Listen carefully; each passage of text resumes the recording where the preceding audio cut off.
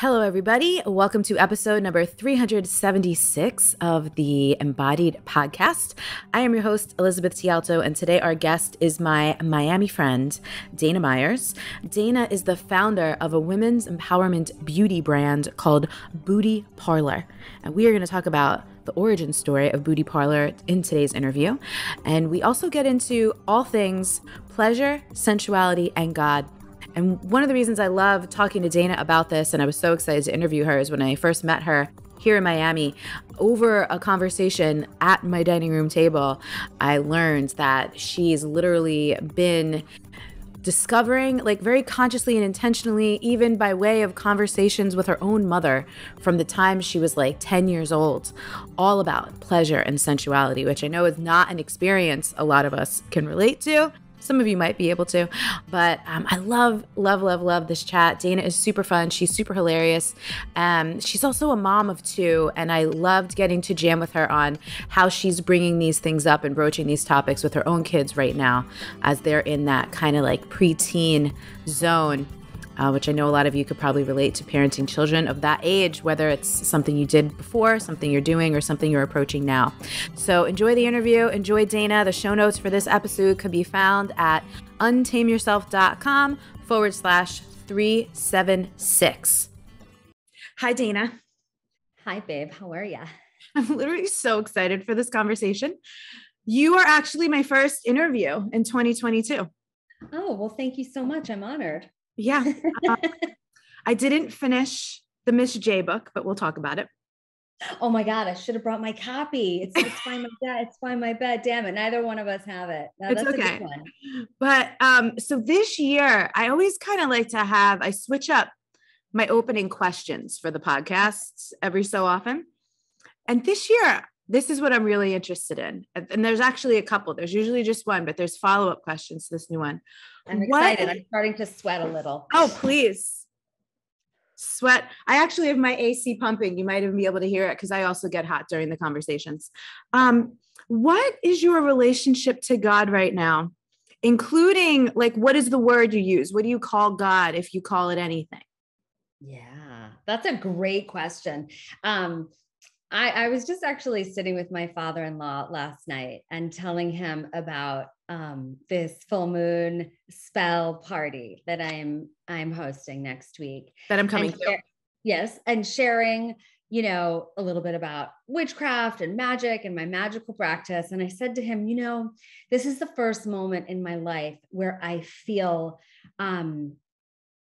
the least Jewish I've ever felt. And it was really interesting because I was raised as a Jew, but like culturally and like with the family, but I went to temple and I believed in God, but God was always something much bigger than, the traditional, what you're sort of given on a piece of paper as a kid. But what's my relationship with God right now?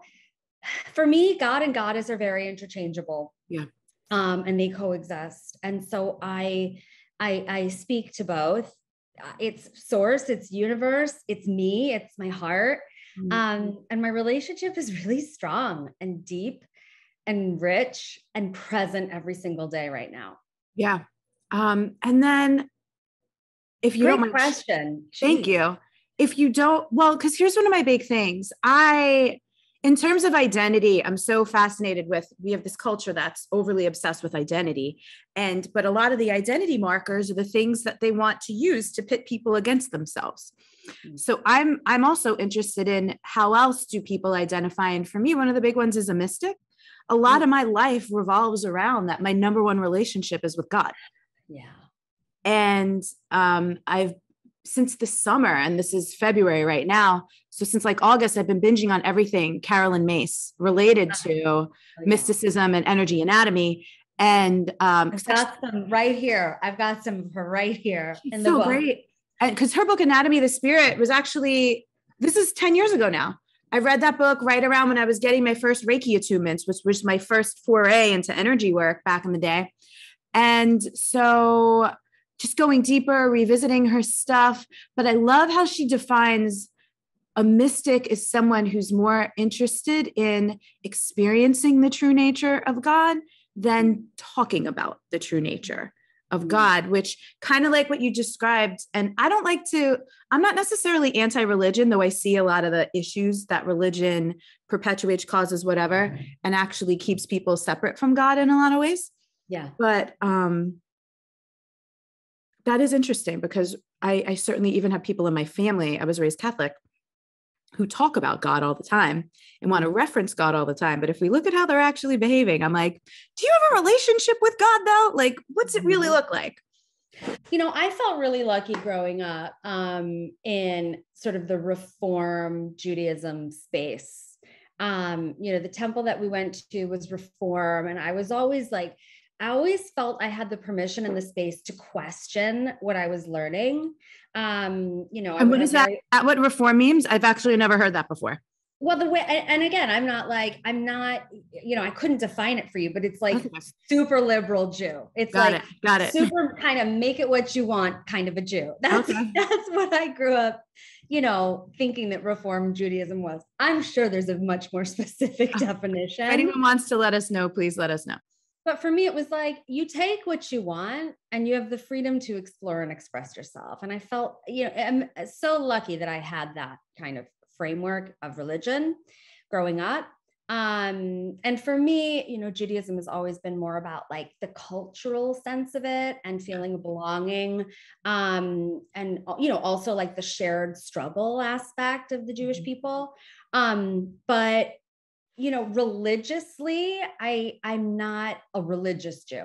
And that's been interesting as I've gotten deeper into, my magical practice and learning more about witchcraft. And really for me, it's just like it's about the elements right now and working with nature and working with my nature. And I'm getting so much out of it, and so much growth out of it. And I found some amazing teachers in the last couple of years who've really helped and inspire me. So, but it feels it feels kind of like fluid for me. I feel like, my Jewish people, they still love me, even though I'm not, they've always loved me. Even though I'm not really, practicing. Yeah, that's so funny because that was not the type of Catholicism I grew up with, but that's just, I always had an innate relationship to it like that. Like my mom used to say to me, you can't just pick and choose which parts you like. And I'm like, yes, I can. I'm gonna I don't know, like that was always my kind of mystical instinct anyway, even as a young person. Yeah. So you mentioned magic, witchcraft, you mentioned some teachers. If you would like to share your teachers, if you want to hype them up, please feel free to share. And I know you do your spell work and your candles and you post your beautiful pictures of all these things. And I'm so excited to come to your moon circle next week, which by the way, I don't go to people's circles, but when you invited me, I'm like, oh, hell yeah, I'll go to hers. Well, and I got to tell you, I have never hosted a circle before. I've hosted hundreds and hundreds of sex talks for women and, sexy shopping events and lectures on sex and motherhood and all of these things. I am straight up going out of my comfort zone doing this. I love it. And so you're going to be there. There's some other like spiritual and embodiment leaders who are going to be there. And I'm like noticing what's coming up for me. I'm like, well, maybe I should ask Elizabeth to lead the movement portion. And I'm like, no, you know what? I'm just going to share what I share. And if she wants to jump in, she'll jump in. I'm noticing like. I'm never going to jump in, by the way. I'm not going to do that unless you ask me. So I might ask you. Boundary agreement right now. If you want my input in something, you're going to have to ask because unsolicited is never going to be my style. Yeah. And so, it's just very interesting. I'm very into doing new things right now. And I'm into stepping outside of my comfort zone. And I'm such like a solitary witch, that I'm like, I want to share this thing that I love so much with women that I love.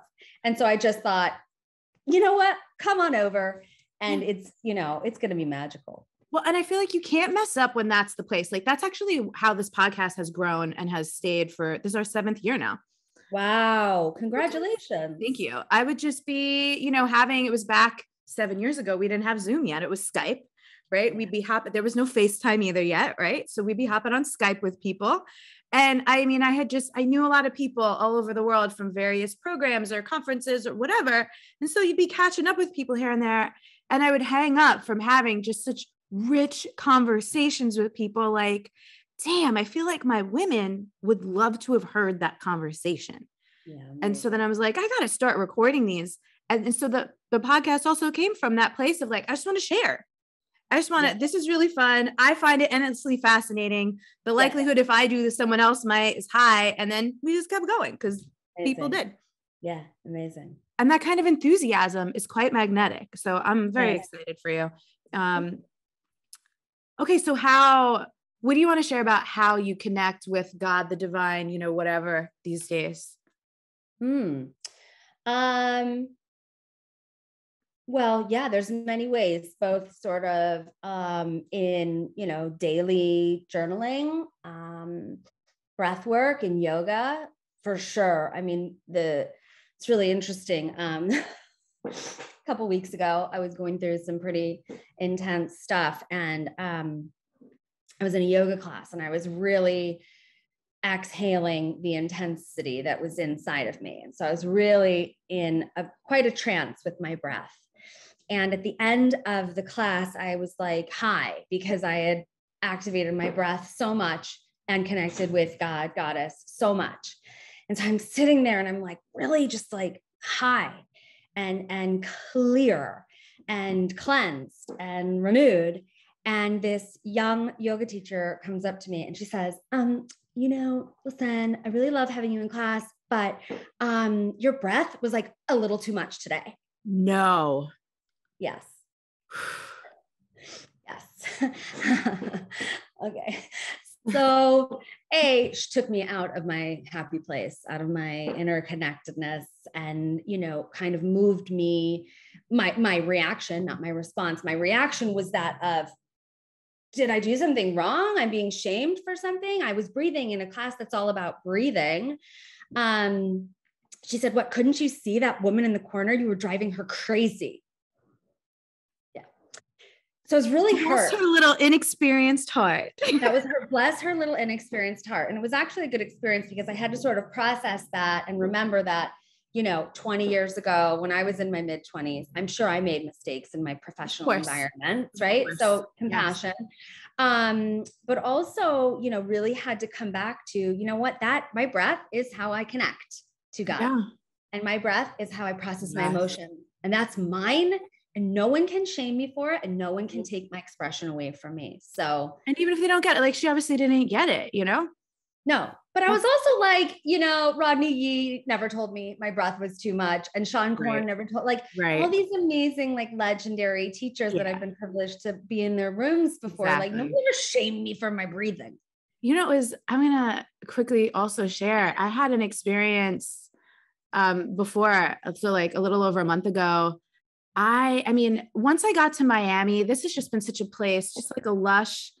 And I felt like actually goddess called me here. It was like distinctly goddess energy, like so lush, so supple here. Like even the humidity, the moisture, I'm like, yeah, like the green, like California is so dry. I'm like, oh my God. So, I've been grieving a lot. Like I have a good amount of grief that I just kind of carry. And so, I was in a yoga class. And this is an experienced instructor. She's actually the owner of the studio. I love this studio, but it was fascinating because I specifically put myself in a back corner as a facilitator. I know any given class, I could have a big emotional release and I don't want to be distracting to other people. Not that I need to be, it's just like considerate, right? So I absolutely specifically in the back corner. And there was a moment where I was like in a child's pose and the tears came. So I was crying.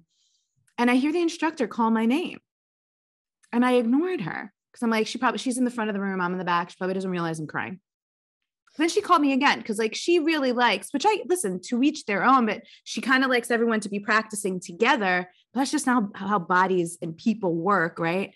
So she called my name again and I just looked up at her and I shook my head. No, just to kind of be like, yo, I'm having my own experience over here. Leave me alone. And then, actually that right in that back corner, there's a door. So I just went outside. I actually sat outside and I cried. Like I was having this cathartic. And the thing about that is like, her class, her practice, her opening, like whatever her sequence was, facilitated that for me, you know, but it's always so fascinating to me how even in those environments, people are still so averse to people's expression, whether it's your breath, your noise, your emotions, even as a person in a class, when someone else is doing that, I used to get irritated, but now I actually like, if I was in that class with you, I'd be like, good for her for just going all in. Or also I would notice that's my irritation, which Totally. means I'm not paying enough attention to myself, exactly. to my mat, to my breath, to my business. Right? Yeah. It's not like I was gasping or farting or coughing or spluttering, you know? But that was interesting. And I actually don't remember what your question was, how we got here. That's how you connect. And that story came. Oh yeah. Journaling, breath and yoga. I'm definitely stretching and moving all the time. And that for me is definitely a way to just like tune in, like from grounding all the way to, you know, energy reaching up. That's very powerful for me. And then really in my candle magic, I spend a couple of weeks thinking about what's going on, what I'm processing, what I need from a spell, what I want to receive. And I spend time writing it, choosing the candles and the herbs and the colors and the shapes that I involve. And it's all part of my connection and my practice with God. And then I, you know, light it up and cast it and, you know, sometimes add some sex magic into the spell, sometimes not, and then I tend to it because the candles that I use will burn for a couple of days. So I tend to it. And that's really sort of what my current practice of connecting with God is. I love it so much. I usually don't know what I want to call an interview until after, but before we even got on, I was like, this interview is definitely going to be called Pleasure, Sensuality, and God. Love it. Love it. Yeah. These are the things that we would talk about. And so for me, in embodiment work, connecting to ourselves, learning to speak our body's unique language of the senses, you know, and what's funny is there are certain things that I don't ever really explicitly talk about, but people always kind of assign to me. And pleasure is one of those things. Mm-hmm. But you're a person who pleasure is actually, you know, Booty Parlor, all your stuff. It's a much bigger and more, I think, explicit part of your life, your world, what you do. So I'm curious, like these three things, pleasure, sensuality, God, you've already talked a little bit about the spell casting and the candles and tending, like there's actually so much sensuality to that. Oh, so much. And it sounds like you enjoy it. I think, so here's what I would love to ask you. The relationship between, it's almost like the Venn diagram of pleasure, sensuality, and God. Where are they separate? Where do they overlap? Where do they feed each other? Like, what's all that like for you? Great question. I've never thought about it in that way because it is those three things are so interconnected and present in my daily life. I mean, you know, to kind of roll it way back, I grew up with a very sensual mother, you know, a really beautiful, sensual mother who kind of owned her pleasure, you know, her 80s, early 80s vibrators, you know, were in her like leather nightstand table, you know, and I knew about her. I sensed her femininity and her connection to pleasure before I probably had words for it. Right. Amazing. And she, you know, was and is a makeup artist. And so I would tag along with her to the beauty parlor where she had her little makeup space. And beauty parlors are all about pleasure. They're all about transforming, bringing out that inner confidence through the ritual of beauty, the ritual of hair and makeup and girlfriend to girlfriend, truth telling and conversation. So I was kind of immersed in that culture of pleasure and female sensuality growing up. And then I got my period at 10 and developed quite early and really had a natural curiosity and hunger to experience pleasure. And I knew that that was an important part of my identity. And I wanted to figure it out. And I wanted to push those boundaries. And I wanted to see what that meant for me. And my mom was totally on to me and talked to me very openly about pleasure. and about giving myself pleasure. And I remember she was like I remember being on like the mauve carpeting. It's so like 80s, early 90s, like on the mauve carpeting, you know? And she was like, you know, I just want to tell you that, you know, giving yourself an orgasm is just as pleasurable, if not more, than having sex. And I was like, and how old were you for that? I mean, I was like, oh God, maybe 12 or 13. That's amazing. Like, I'm sure there's some people listening who might have had moms like that, but my guess is that the vast majority, including me, are sitting here just like jaw on the ground. Yeah. Like, that is just not a thing. Yeah. She's a unicorn for So sure. amazing. And so then it's like, it became a source of power for me, and not power in a bad or competitive way, but real inner power where from a very young age, I wasn't classically beautiful. I didn't have the blonde hair with the wings and the bangs. I had this frizzy, you know, I was short and chubby and gangly and had weird hair. And I didn't feel classically pretty, but I felt really confident and sexy. And I thought, wow, I'm gonna go with this. Okay. I'm going to go with this. And I kind of learned to harness and grow and develop that part of myself as part of my confidence. And I made a lot of mistakes. And when I made some really big mistakes that, you know, my mom knew I wasn't going to talk to her about, she then sent me to a therapist when I was 15. And so I had this space to talk about the mistakes that I made and talk about some of the shame that I felt. And that therapist really helped me not get stuck in shame. She really helped me see, hey, we all make mistakes. We all make bad choices. That's a lesson. That's not something to get stuck in. And so it was like, okay, well then pleasure's great. Pleasure is my North Star. I'm going to learn from it. I'm going to experience amazing things from it. I'm going to learn about other people through it. And then it just, you know, pleasure and beauty, sensuality just kind of became my jams for my whole life. Yeah. And you know, it's fascinating as you're saying that, I'm thinking, right around Scorpio season, right around November, any desire I had for dating or a partner or man, even a lover, just drained right out of me. Yeah. And one of the reasons why I realized is because part of my desire for a partner was a desire for support. Okay. Because I've been on my own for a while now. And even in the pandemic, living by myself, being very isolated before I got to Miami. And I realized like, I have this support network now. So I was like, oh, and there was also just this reorientation around like, where am I putting my energy? And just realizing how much energy I've given to men in my life. Yeah. And just not wanting to, nothing against, like, I'm not like jaded. I'm not like, fuck that dating stuff. I'm like, just not where I want to put my energy right now. So as you were saying that though, I almost had this like flash before my eyes of a couple men that I really cared about who their relationship to pleasure was like these kind of like workaholic, too busy, whether they're love avoidant or life avoidant, or also some of them, I've dated a lot of single dads just by nature of being a single dad, like working, providing for their kid, whatever, and which I would never knock, but also just, they don't even allow themselves to relax. Like they don't even give themselves space for pleasure.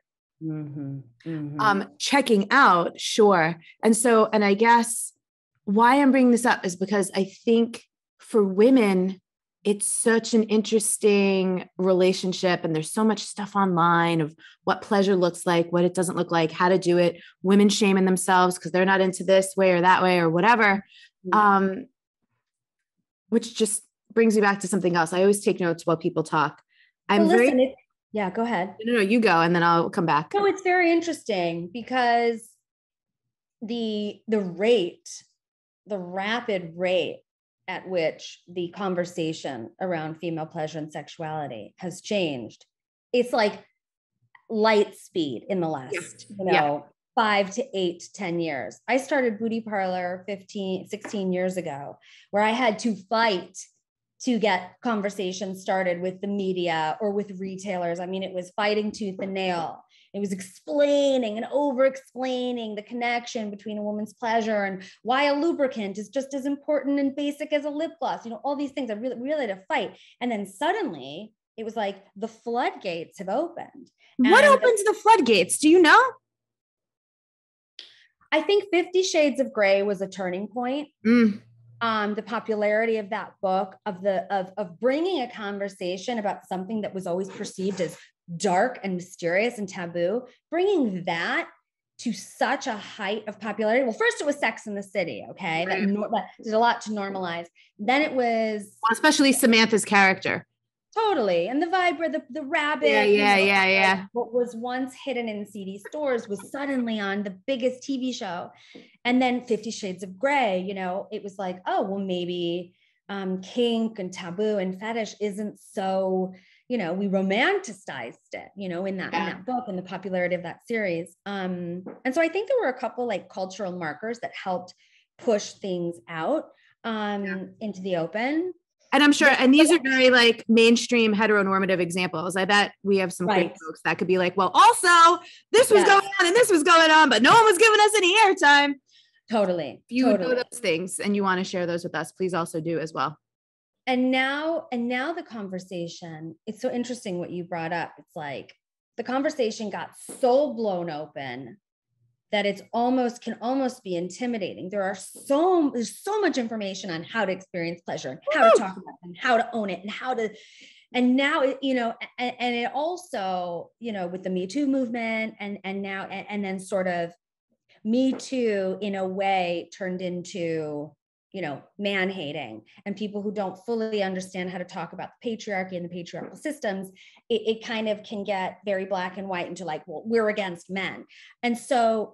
And then it was like, well, is it okay to still want to have pleasure with a man and talk about that publicly? Like, so it's really gotten like the conversation is quite interesting now. And it can be overwhelming for a woman who's like, well, I just want to, where do I start? Do I have to be so bold and out there with my ownership of pleasure? Or can I still want to experience pleasure in my, heteronormative relationship? It's like, there's a lot of mixed messages. Like, do I have to announce my pronouns before I talk about, the sex that I want to, it's a lot of information, I think, for the modern woman to absorb and process and try to share. No matter where she exists on whatever spectrum of gender or sexuality. And I think totally. A lot of it is performative now, right? Because we have social media. I am constantly looking. I can't wait. I hope I live another 50 years so I could read the studies that must be happening about how social media is fucking all of us up and changing culture, not for the better. It does so many miraculous things, like even people listening to this podcast, so many of us get to be connected because of social media and things, but it's so wild now the way people can just be inundated and also feel obligated to be sharing or performing. And then, like you mentioned, there's this term lately that I hadn't actually really heard until recently, self-censorship. Okay. Where like you were saying, like, well, can I say this? If someone identifies, for example, as a feminist, then are they allowed to like actually want to be in a traditional monogamous relationship? Like, and allowed as in air quotes. So I think it gets very complex, this connects to something because I'm so curious, when I was growing up, both my parents worked. And so we spent a lot of times, we were lucky enough, my grandparents were close. We spent a lot of time at my grandparents' house. Then I also had a babysitter. And for the first several years that we went to Susie's house, she also had kids, 2 older than me, 1 younger than me. And then my brother is 4 or 5 years younger than me. So we go to Susie's and it was like this fun house of kids on New York Lane on Staten Island. And they lived above a beauty salon. Uh-huh. And I don't remember why we were allowed to just hang out in the beauty salon sometimes. And it was just so fun and so cool. And it felt like I was always enamored with like older women or like makeup or, whatever. It was, I just thought it was super fun until actually I also got my period when I was 10. Oh, hi. Yeah. Hello. I had C cups by the 6th grade. Yeah. And, but at that point I decided I wanted to cover all that up. I just became a tomboy. I was wearing like basketball jerseys, sweatshirts, anything I could do to cover it up. It was my nightmare once the pool parties started to happening. And I'm like, everyone's going to see I have titties. But, what do you notice? 'Cause you're in the beauty industry. Yeah. What's the difference between a beauty parlor, like when you were growing up, when I was growing up, and now? Yeah. Oh gosh. Well, the aesthetic is so different, right? And especially living here in Miami, babe, which you see, you know, the aesthetic of beauty here is wildly off the charts. I mean, I it's think fake that, butts. I can't deal with the fake. I know this isn't really the beauty parlor thing, but like the fake butts are intense. They're really intense. They're really intense. Look, I mean, you know, I have a very groovy, you know, beauty salon right now. Oh, which we share. And so that feels like a very intimate experience. But, you know, when you go into like I don't even know what it's called, the IGK or something that like all the Miami women go to. I don't know what that is. I don't either, but I hear about it. Okay. I hear about it. And it's all about, you know, the straightening and the blowouts. And for me, because I've always been I just embrace what the natural curl, okay, of my hair. I've never worn it straight. I don't even know how to make it straight. I did that for a hot decade, at least, if not 15 years. Oh, wow. Okay. So, you know, surface level, top level, you know, the beauty parlor that I grew up in, I was born in 75, probably started following my mom to the shop when I was 6. And, you know, that was 81. So it was like kind of more like, you know, it's 80s. It was more colorful and it was a little bit more natural, but it was also big and, you know, the nails and I guess. So for me, the aesthetic of today, which is at least, you know, by Kardashian sort of, you know, standards of this new kind of beauty world, it's high, heavy contour, super slick, straightened, you know, within an inch of your life, your hair has been flat ironed and straightened, super cinched waist trainers, super, you know, amplified booties. And I still say, even though that aesthetic is not the one that I want to amplify for myself, like if you are amplifying what you have and it makes you feel good, then God bless you. Yeah. Right.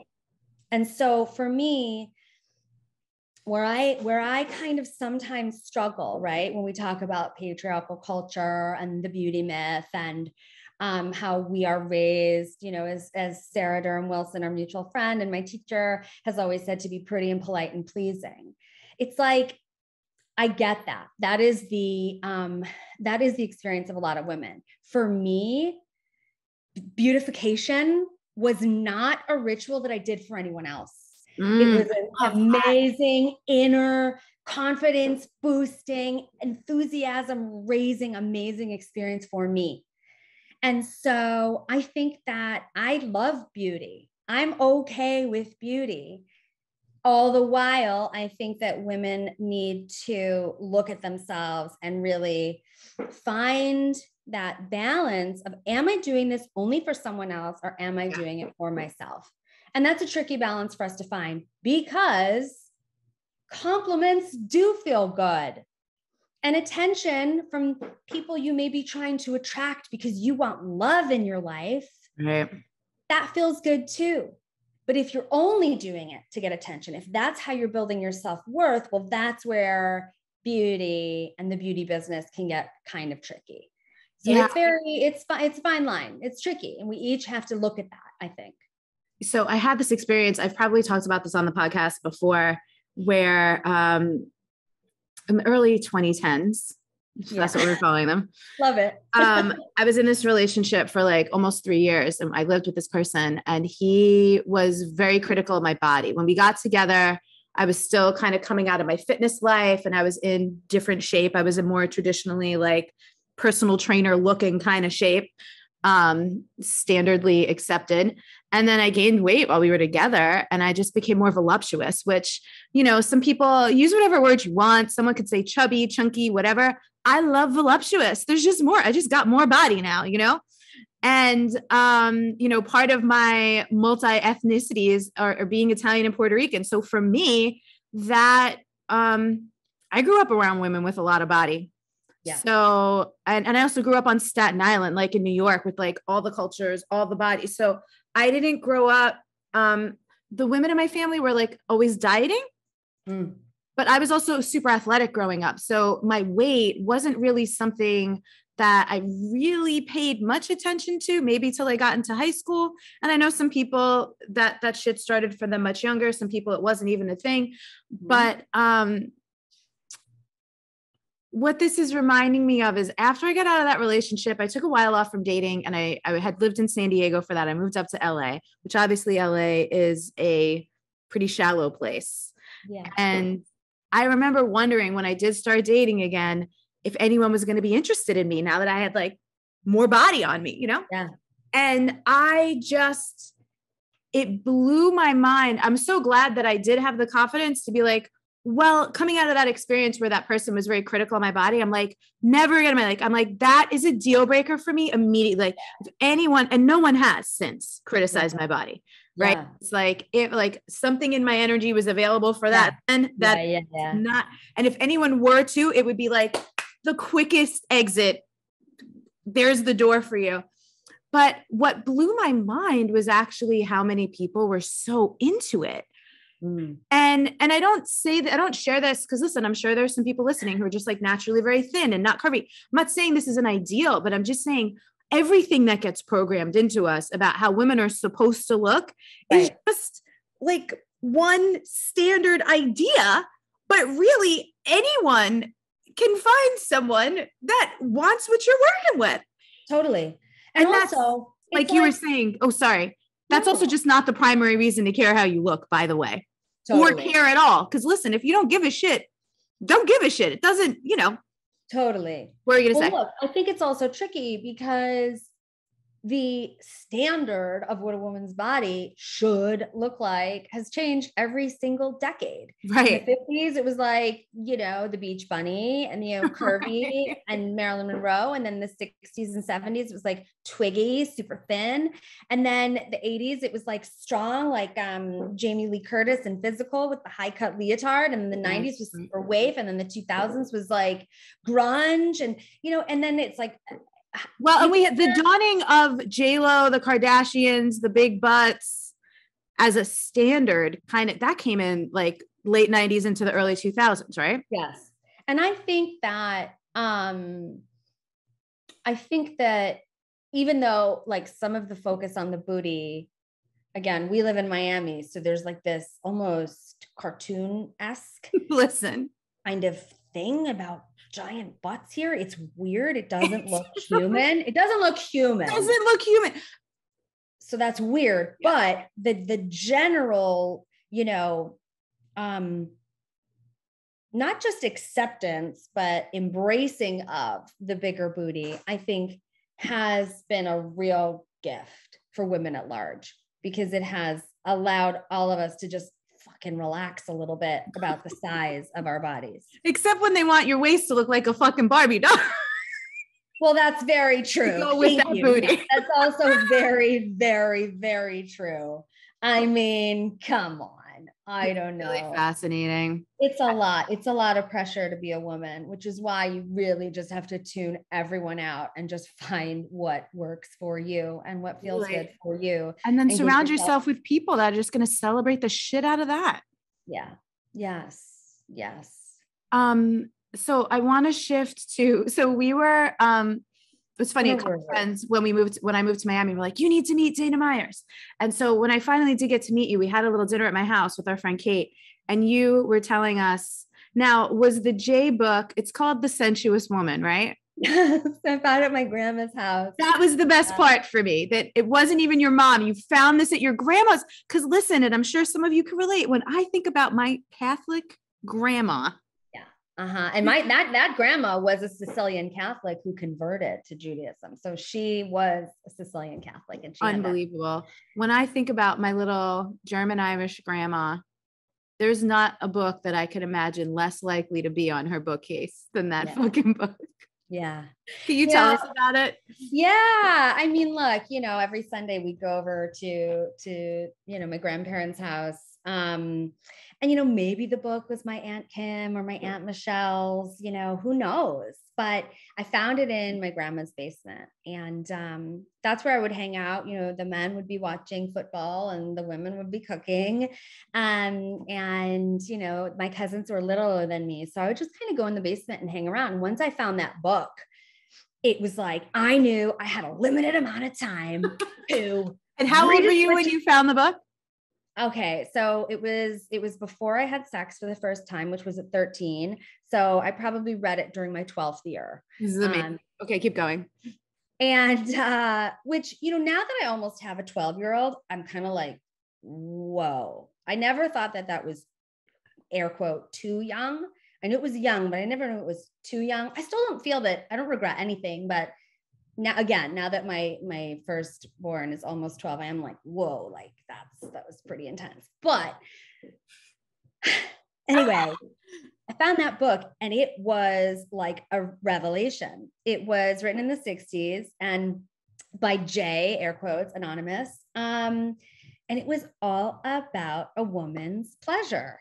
And of course it was, there's so much about like how to please your man with an epic blowjob with whipped cream and, tickle this part on the underside of his, of the head of his penis, all these little sex tips and tricks, but that is where it's really it's where I learned to give a blowjob. And so every Sunday I would go and I would take out the book and I would put it back in the right place. And I would kind of hide it to make sure that it wouldn't go missing. And then eventually I just fucking stole it. I'm like, you know what, Grandma, this is mine. This is mine now. Mine now. And yeah. And that was just another voice. It was another voice. It was my mom's voice. There was this voice in the book. And then, when I went to college, I think you mentioned this too. I had always found women who were like a stage ahead of me in their lives, in their relationships, in their careers. I always had these older women who were kind of my guides, who could help me, who I could talk to, who could, give me more information that I needed. And so there were a lot of amazing, women in my life, besides that book and my mother who empowered me sexually. And there were a lot of men in my life, amazing lovers who empowered me to speak up and to put words to what I was feeling and put words to what I wanted. And so I really got to give, some of these men major props as well, who encouraged me to speak up. And that was big. That was big for me too. I love that. Okay. So there's two other things I really want to ask you. Yeah. And you brought up your kids. This is what I was going to say. I also, I have cousins who are significantly younger than me, like 10 and 12 years. Yeah. And even just noticing the difference between like me and them. And I always wondered where did you grow up? I forget. I grew up in the southern suburbs of Chicago. Okay. So a part of me wondered if it was because I grew up like on Staten Island and in a more, even though it's not the city, it's still one of the 5 boroughs. It's still like New York City. Oh yeah. If things were just faster, if we just like matured quicker, like what was through that? And then my cousins grew up in like central New Jersey. And I remember there were different stages at which me and my brother would be like, you think they're getting into the shit we were getting into? Like at that age, also very different family upbringings as well. Yeah. But, so I'm wondering for you, how do you impart, like what's your own discernment / parenting style or approach with imparting like pleasure and sensuality? Because you have a son and a daughter, right? Yeah. I have a son and a daughter. Yeah.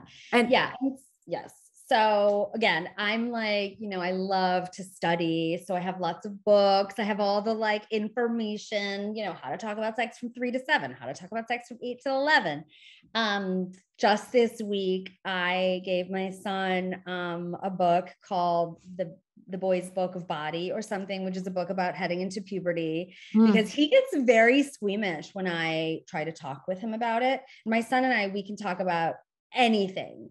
My daughter, she's a little more cagey with me and I have to like really hang back and let her come to me with the information when she wants to. I've really learned that about her. Whereas I can usually bring up any topic and he'll get into it with me. But it's so interesting because puberty is something that like he does not want to talk about. So I got him this book and I said, well, just like check it out. You don't have to read it cover to cover, just check it out because you're about to start going through these changes. So we'll see how that goes. We'll see how that goes. It's taken a couple of days. He's still talking, why'd you buy me that? Like, I don't really want to read it. But for me, the conversation has always been to be very frank and honest when they ask me questions. So I think when my son was 7 and my daughter was 4, we were in the car and he said, well, how are babies made? And I said, well, when 2 people want to make a baby, the man puts his penis inside the woman's vagina and the sperm comes out and it meets the egg. And sometimes a baby is formed. And he went, ew. Ew. So I try to be like very factual about anatomy and about how things work. But on the pleasure conversation, we look for pleasure in everything. So that when we do start to talk about sexual pleasure, which is totally like, on the cusp right now, that my kids already have a vernacular of pleasure. We talk about how things smell. We talk about how things taste. We admire the flowers in our garden. We talk about how things feel on our skin. We do a lot of that. I love this. It sounds like you have built a good, like sensual vocabulary and awareness. Yes. So it would naturally make sense that it would just overlap or spill into this new experience when it becomes age appropriate or whatever that means. Yeah, totally. Yeah. Oh, so great. And then the way we put your intro, I read your intro before the interview starts. So people know like you're the creator and founder of Booty Parlor, but I love an origin story. Can you tell me that one? The origin story of Booty Parlor? Yes. Oh gosh. Yeah. So, I was in the music business. I grew up as a classical pianist, but really got bit by the rock and roll bug and was chasing rock bands all my teenage years. How does this not surprise me at all? Yeah. And that was like my sole focus was chasing, we called them LHDs, long haired dudes. And I just wanted to be in rock and roll. That's all I wanted. So I went to a music business program and interned at all the record labels and went on all the tours and loved the music business. But at the same time, I, again, had always been that girl that my friends were coming to for love and sex and beauty advice. And I was always the one going in and buying them their first toy in those CD shops, on the West Side and, Christopher Street in New York. And because I just wanted everyone I knew to experience this amazing gift of orgasm, and the confidence that came from that.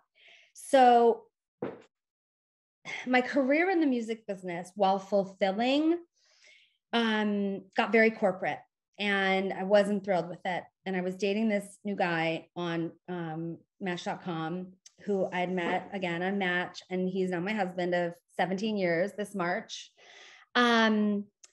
And we were always talking about business ideas in the first few months of dating. We sort of saw that entrepreneurial spark within one another.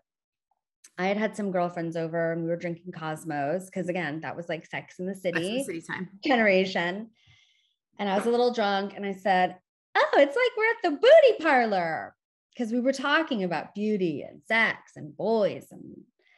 And I thought, oh my God, Booty Parlor, like that's maybe the cutest thing I've ever said. What is that?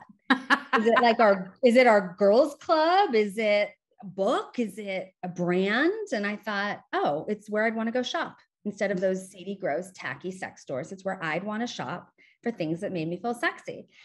So went up to San Francisco with this new boyfriend, and we were driving down the one back to LA. And I said, I have this idea for a business. It's called Booty Parlor. And it's like the beauty parlor for your love life. And it's where I'd want to go to shop for all the things that made me feel confident and sexy. And he was like, I love it. And when he had been working in DC and London, he had actually evaluated some business plans in the space. And it was such a white space at the time. there was like really no one doing it in a female focused way. And by the time we got down to LA, we thought, let's do it. And so we wrote a business plan and raised some money and quit our jobs and built the brand and got married in March of 2005 and launched the brand in June of 2005. And we've been going ever since. Oh my God, I love this. This like makes me want to cry. I love it so much. And it's been up and down. Anybody who thinks like we're not an overnight success story, we're like a 16-year success story. Everything is. Clawing and scraping and pivoting time and time again to find, a business model that works. So I hear you. I literally I'm doing another pivot right now. Yeah. It's funny. It's never ending. The pivots. It's never ending. Back in the day, my first like entrepreneurial mentor was Marie Forleo. And one of her quotes that regardless of how anyone feels about Marie now, because I know some people, they're not huge fans anymore, but she said this thing once, if you want to be an overnight success, you have to be an everyday hustler. Yeah. And while I'm not super into hustle culture, like I get that it's just like, there's no such thing.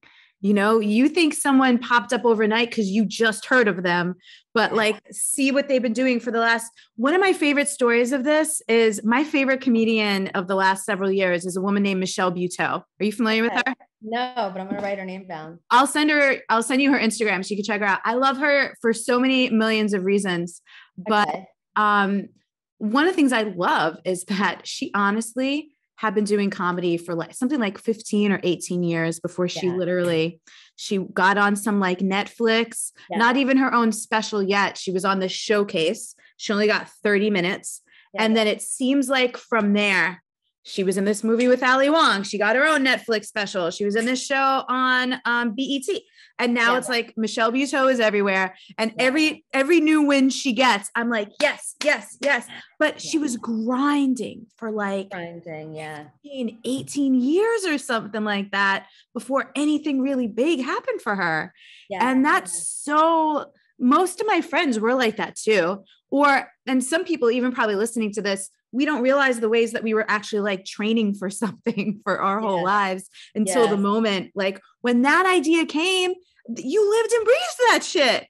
Yes, totally. You just like, again, you were in the beauty parlor since you were 6. Yes. Yes, for sure. For sure. It was all destiny, but then it's also like,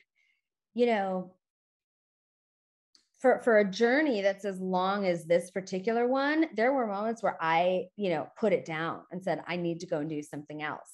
Yeah. What did you do? I wrote another book about motherhood and sex, which wasn't related to Booty Parlor. I mean, it was tied in. And then I tried to do online courses for moms, and that was like a huge failure for me. That was like a big, deep, cavernous failure. And I'm okay. I'm okay to use that word. Because I've so much. Most people try to like shirk off a failure and be like, no, it was a great opportunity to learn. You're like, it fucking tanked. Yeah. And that really, I love that. Yeah. That it just got me more comfortable with failure, because what I had to learn is that, the success of me as a human is not actually tied to the success of any given project. 1,000%. Because like, I'm so glad you said that, because it doesn't matter what industry, what career path, even if it's a career path, it could be parenthood, it could be a relationship. There's just so many variables involved in things outside of us and the choices we made and how we showed up. Like we have to take responsibility for those things, but then there's a bajillion factors. Totally. There's a bajillion factors. Yeah. And it's not related. It's not always just related to how hard you work or how smart you are. No. Yeah. It never is, actually. It never is.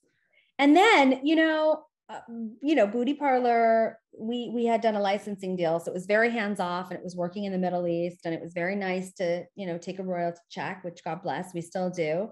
But then Booty Parlor came back to me in a vision that I had in a ritual that I was doing with a group of witches. And in the vision, I was holding this big pan, like a pan that they cook paella in, which you made at our dinner party. Thank you. That was delicious. And it was filled with this very sort of fertile soil. And And Booty Parlor, in this my vision, she popped her head up out of the soil again and was like, Mom, I'm ready and you're ready. Like, take me back.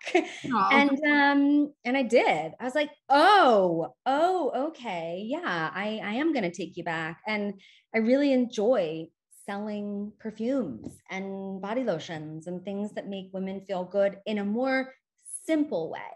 I loved teaching workshops, and I really wanted my digital course business to work.